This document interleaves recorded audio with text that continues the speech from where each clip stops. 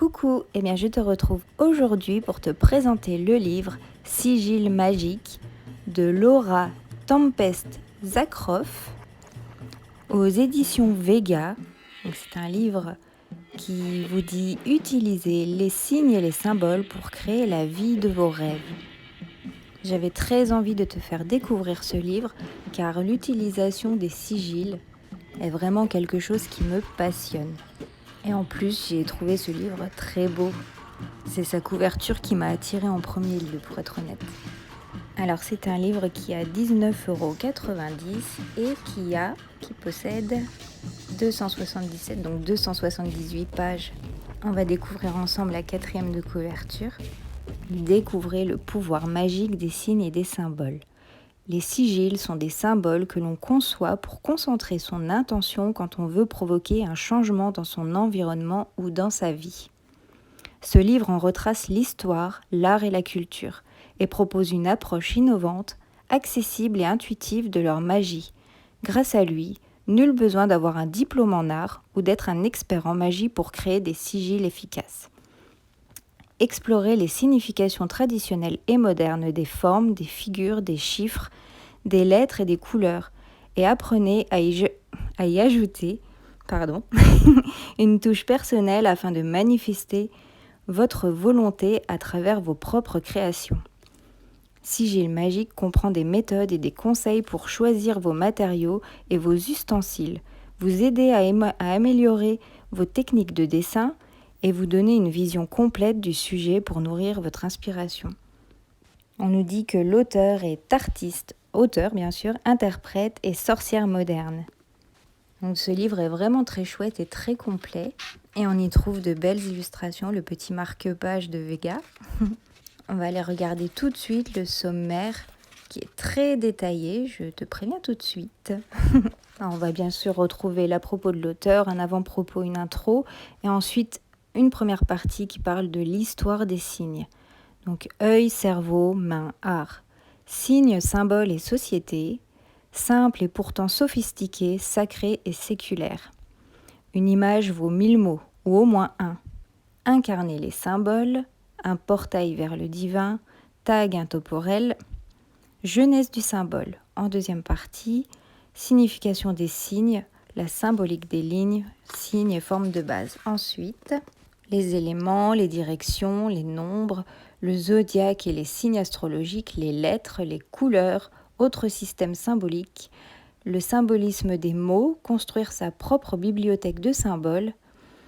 En troisième partie, faire de la magie. Alors comprendre la magie et l'art des sortilèges, comment fonctionne le dessin de sigil, à quoi servent les sigils, marche à suivre, comment élaborer et créer votre sigil, appliquer le sigil ou collez-y un sigil, les arts rituels où je me suis offert un petit rituel, les sorcières adorent ça, sigil invisible et éphémère, sigil à même la peau, reconnaître votre sigil, sigil dévotionnel, rituel de dessin dévotionnel, sigil en mouvement, exercice de présence du corps, les différentes méthodes de création de sigil, cerveau gauche contre cerveau droit. En quatrième partie, conseil de conception. Alors, mise en place, sphère de protection, s'autoriser à faire fausse route, simple ou complexe, éviter les images et la pantomime, pourquoi dessiner ses propres sigils, le dessin, est-ce une bonne idée de décalquer, petit cours de dessin, oh mon Dieu, les fournitures. En cinquième partie, on a des exercices pratiques et en sixième partie, une galerie avec de très belles illustrations. Et pour finir, conclusion, ressources, etc. Alors je te propose qu'on tourne simplement quelques pages ensemble, que tu as un aperçu du livre, sans que je rentre vraiment dans les détails cette fois-ci.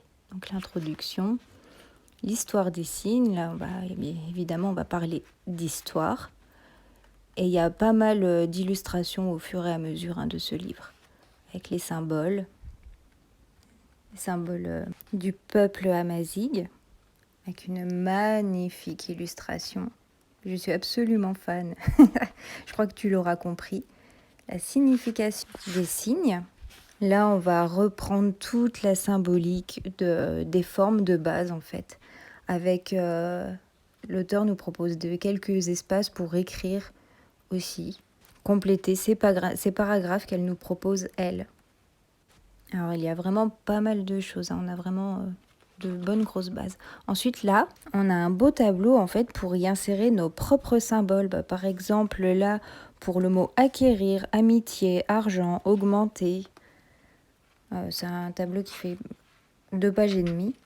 Juste après, on a la partie faire de la magie, où on va nous expliquer comment se servir des sigils, à quoi ils servent, comment les concevoir aussi, avec toujours beaucoup d'exemples et d'illustrations. Je te laisse découvrir ça par toi-même. Dans cette partie, on nous parle aussi des sigils en tatouage, en dessin, au henné, en maquillage. Et puis, le sigil en mouvement. Avec tout de suite après cette belle illustration, un exercice de présence au corps. Je trouve très très intéressant. Ensuite, avec la partie 4, l'auteur va nous fournir des conseils de conception. Comment dessiner les symboles. Là, on a des étoiles, des spirales, des lunes. Puis viennent ensuite les exercices pratiques en partie 5.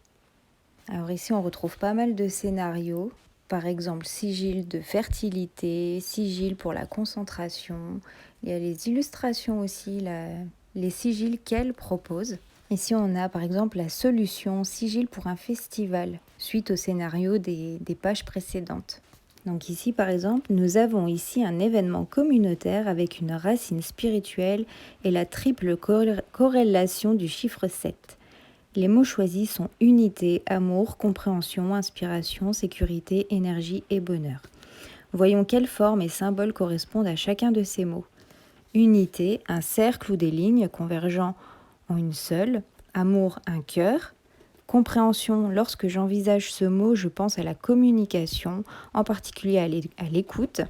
Une paire de croissants ou de chevrons en miroir pourrait refléter cet aspect.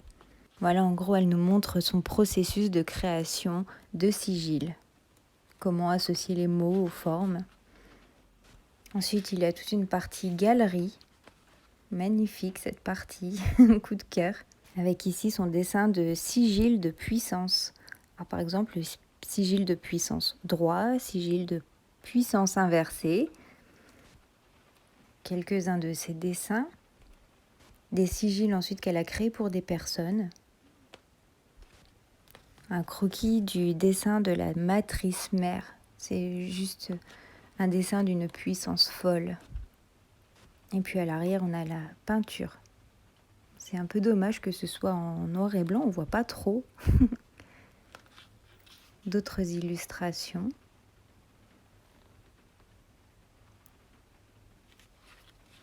Ici, la reine du sabbat, le chaman, la conclusion et puis enfin les ressources, bibliographie, etc. Alors vraiment, c'est un livre que je te recommande si tu débutes en conception de sigil, si c'est un sujet qui t'intéresse. En tout cas, n'hésite pas à me dire en commentaire ce que tu as pensé de ce livre. Si tu le possèdes déjà ou si tu souhaites l'acquérir, dis-moi tout. En tout cas, j'espère que cette petite présentation t'aura plu. N'hésite surtout pas à me faire un petit j'aime, à t'abonner si ce n'est pas déjà fait, à me faire un petit coucou en commentaire aussi. Et en attendant, je t'embrasse très fort. À bientôt!